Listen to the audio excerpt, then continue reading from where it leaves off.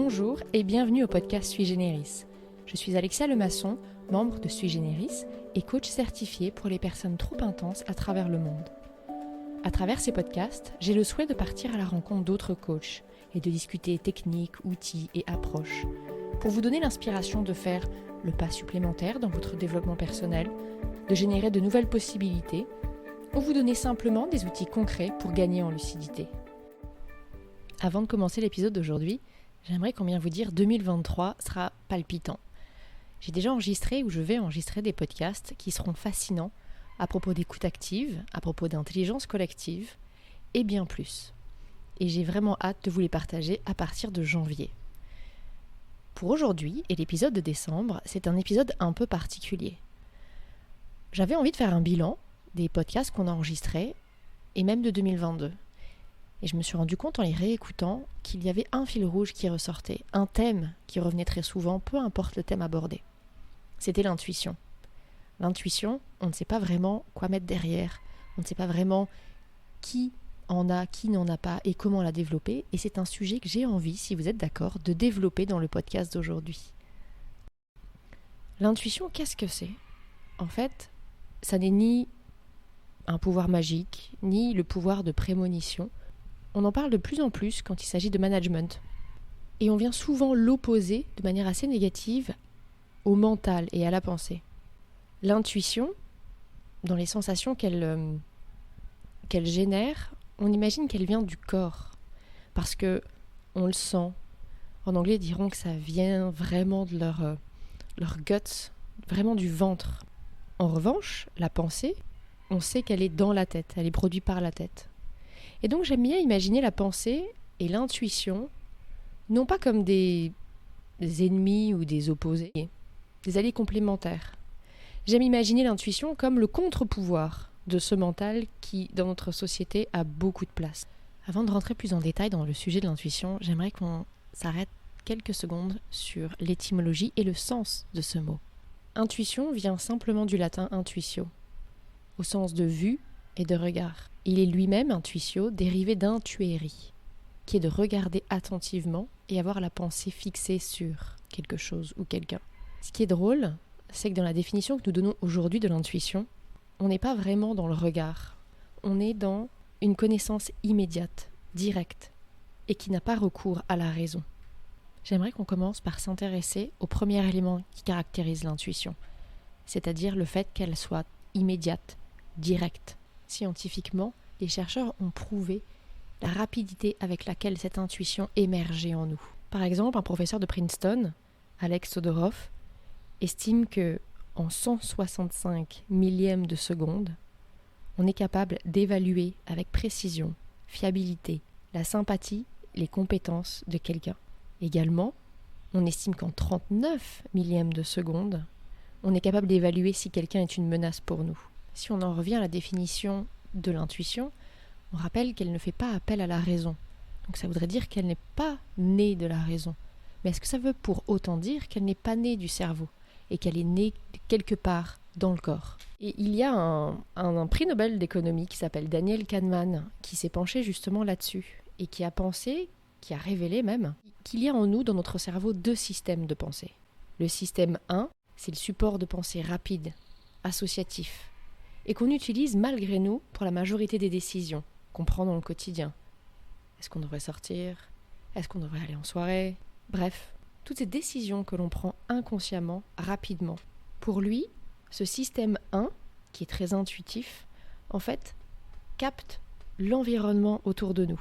C'est 90% de notre activité cérébrale. Et il absorbe, jour, nuit, ce que nous vivons, notre environnement. Il catégorise, il crée des liens. Il tire en fait un parfait manuel des conduites grâce à des raccourcis, des automatismes. Et il nous permet d'agir et de décider plus rapidement. De manière complémentaire, il y a le système 2. C'est l'esprit critique. Pour lui, c'est une logique différente. Elle est linéaire. Le système 2, c'est celui qui nous permet de nous rendre compte que le monde existe autour de nous. C'est quelque chose de conscient, d'analytique, de déductif, de factuel. Alors que le système 1, lui, n'est pas une logique linéaire, il est plutôt celui qui est en cercle. Celui qui va revenir dans le passé pour voir c'est comment on pourrait analyser le contexte, la situation ou la personne actuelle. Donc selon ce prix Nobel d'économie, Daniel Kahneman, nous avons d'un côté un esprit critique, une pensée consciente et rationnelle, et d'un autre côté une pensée inconsciente et intuitive. Et toute la richesse de notre cerveau, c'est de pouvoir utiliser les deux et de savoir utiliser les deux. Les chercheurs ont même estimé que cette pensée involontaire, ce système 1, traite plus rapidement et il traite 200 000 fois plus d'informations que le système conscient. Concentrons-nous maintenant sur ce système 1, sur cette espèce d'intuition, sur cette pensée que je sais ce que je dois faire, je sais si cette personne est bonne pour moi, cette clairvoyance que nous avons fugacement. Il y a deux sortes d'intuition. L'intuition, on va dire expertise, celle qui est basée sur, inconsciemment évidemment, des expériences, des connaissances. Cette capacité que le cerveau a à voir directement si quelque chose cloche ou pas. Vous savez, c'est comme un grand chef qui rentre en cuisine ou à qui on présente une assiette et qui sait automatiquement ce qui va, ce qui ne va pas. Son intuition, elle sera là basée sur ses connaissances et sa longue expérience. Même chose pour un architecte qui rentrera dans un appartement et qui verra automatiquement comment exploiter les forces, comment exploiter l'espace. Ici, cette intuition expertise, on comprend qu'elle est basée sur l'accumulation d'expériences et de connaissances qui permet au fil du temps, en un clin d'œil, d'avoir cette intuition que les choses sont correctes ou au contraire. Ce type d'intuition permet une analyse et une mise en action très rapide. Mais qu'est-ce qui se passe quand on est confronté à une situation inédite ? On ne peut pas là s'appuyer sur des connaissances et des expériences similaires. C'est là qu'entre en jeu l'intuition des souvenirs personnels.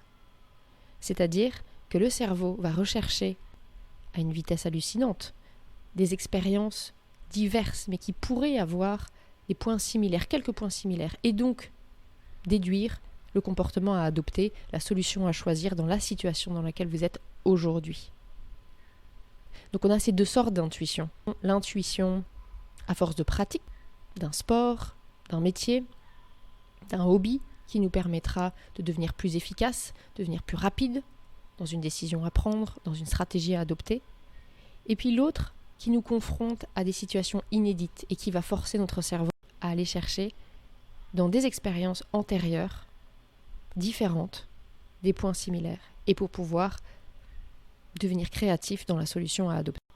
Vous pouvez me dire, parce que j'imagine, je n'ai pas d'invité, donc j'imagine les questions, comment l'utiliser ? Comment on utilise cette intuition ? Cette intuition, on va dire qu'il y a 3 sortes de contextes dans lesquels elle peut vous aider. L'intuition contextuelle, c'est celle qui, face à une situation, un problème généralement un peu complexe, vous aide à prendre une décision rapide et à passer à l'action sans hésiter. Le relationnel, l'intuition relationnelle, c'est celle qui nous donne le discernement nécessaire dans les relations, avec une personne ou au sein d'une équipe. Et puis, la troisième, l'intuition visionnaire. C'est la capacité à sentir les tendances ou à sentir les menaces. Par exemple, en juillet 2019, Catherine Flurin, qui est la fondatrice et la dirigeante de Ballot Flurin, une marque de cosmétologie et de produits de santé biologiques, a tenu une réunion extraordinaire, dont le thème était « Préparons-nous aux crises sanitaires ». Les décisions qui ont été prises, notamment, ont été de modifier les flux logistiques et de relocaliser certains fournisseurs. Vous l'avez bien compris, on est 6 mois avant le Covid. Eh bien, en 2020, leur chiffre d'affaires a bondi de 40%. Catherine Flurin a eu cette capacité, cette intuition visionnaire de sentir la menace arriver. J'imagine maintenant que vous avez une question. Vous savez ces moments où on est devant un choix, ça va être de changer de travail, de déménager dans une ville, de choisir une école. Qu'est-ce qui relève de la peur et qu'est-ce qui relève de l'intuition ? Comment faire la différence ? Dans cette situation, j'aimerais vous renvoyer à la définition de l'intuition. Vous savez, cette fulgurance. Cette fulgurance, elle est neutre, elle n'est ni dans le passé, ni dans le futur. C'est sa caractéristique. En revanche, la peur est dans le mental. La peur se projette dans le futur, avec ses angoisses, et elle a ses regrets du passé. Le sentiment, la différence est très fine, mais elle se situe dans le style de raisonnement. Est-ce que c'est une fulgurance? C'est je sais. Je sais ce que je dois faire. Je ne sais pas pourquoi, mais je le sais. Elle est neutre. Et de l'autre côté, celle qui est beaucoup plus mentale et qui vous amène à faire des scénarios. Si j'accepte ce poste, il va se passer ça. Oui, mais en fait, je ne peux pas. Et ça n'est pas raisonnable. Et donc, il y en a un qui relève de la fulgurance et l'autre qui relève des scénarios, si je peux dire. Si cette finesse, cette distinction très fine est difficile pour vous à percevoir, je vous invite à un exercice de Tony Robbins. L'intuition, comme on l'a vu, est dans le corps. Et on ne peut écouter son intuition que dans le calme, libéré des stimuli de l'extérieur, des sons, des images, de notre téléphone, du brouhaha. Je vous invite à vous asseoir confortablement et à mettre votre attention sur votre respiration et rien d'autre. Ensuite, je vous invite à imaginer l'option ou l'opportunité qui se présente. Je vous invite non seulement à l'imaginer, mais imaginer les conséquences qu'aurait cette option ou cette opportunité dans votre vie. Qu'est-ce que ça déclenche en vous, de non-verbal? Est-ce que d'un côté, vous vous sentez plus léger, vous vous sentez en joie, excité et impatient? Le cœur, vous savez, enjoué et léger? Ou au contraire, le cœur lourd, l'estomac noué, et cette sensation de se refermer un peu pour se protéger? Cet exercice a pour but, non pas de faire la distinction entre la peur et l'intuition, mais de laisser émerger votre intuition qui se manifestera dans votre corps. Et si ce n'est toujours pas très clair pour vous, est-ce que c'est la bonne, est-ce que c'est la mauvaise décision? Tony Robbins nous invite à nous poser plusieurs questions. La première est, est-ce que je veux vraiment faire ça? Est-ce que je veux vraiment saisir cette opportunité? Est-ce que ça me paraît joyeux et fun d'embrasser cette opportunité? Si j'avais 20 millions de dollars dans mon compte en banque, est-ce que je le ferais quand même? Quand je suis en présence de cette personne ou dans cette entreprise, dans cet environnement, est-ce que je me sens en confiance et capable? Ou au contraire, est-ce que je me compare et je me sens moins bien qu'eux? Quand je suis avec cette personne, est-ce que je me sens plein d'énergie ou moins d'énergie, vidé de mon énergie? Est-ce que je leur fais confiance? Est-ce que je me sens en sécurité, compris et respecté? En vous posant ces questions, Tony Robbins nous invite une nouvelle fois à faire attention aux réponses non verbales de notre corps, notre cœur, notre estomac et aux émotions qui nous traversent. Cela pourra vous aider à faire le tri dans toutes vos pensées si vous n'arrivez pas à distinguer les peurs de l'intuition. Nous venons de voir quelques clés pour écouter cette intuition. Mais pour autant, l'intuition a-t-elle toujours raison? C'est justement ce qu'a exploré, on en revient à Kahneman, le prix Nobel d'économie, parce qu'il caractérise le système 1, c'est-à-dire l'intuitif, comme du fast thinking, la pensée rapide. Et le 2 a du slow thinking, de la pensée lente. Ces deux systèmes coexistent dans notre cerveau pour traiter l'information et prendre des décisions. L'intuition, ou le système 1, nous permet de gérer des situations beaucoup plus complexes, c'est-à-dire des critères qui prendraient trop de temps et d'énergie au système 2, le système de la réflexion, pour prendre une décision. Prenons l'exemple d'un achat de voiture. Vous voulez acheter une voiture et vous avez 2-3 critères, le prix, la couleur, la marque. Faites un tableau Excel et vous aurez la réponse. Par contre, si vous multipliez les critères, votre système cognitif sera submergé d'informations et ne pourra pas les traiter. C'est là qu'intervient le fast thinking, ce système 1 et le système intuitif. Il vous suggérera la voiture à acheter. Kahneman soulève que le corps humain cherche toujours à minimiser l'effort cognitif pour accomplir une tâche.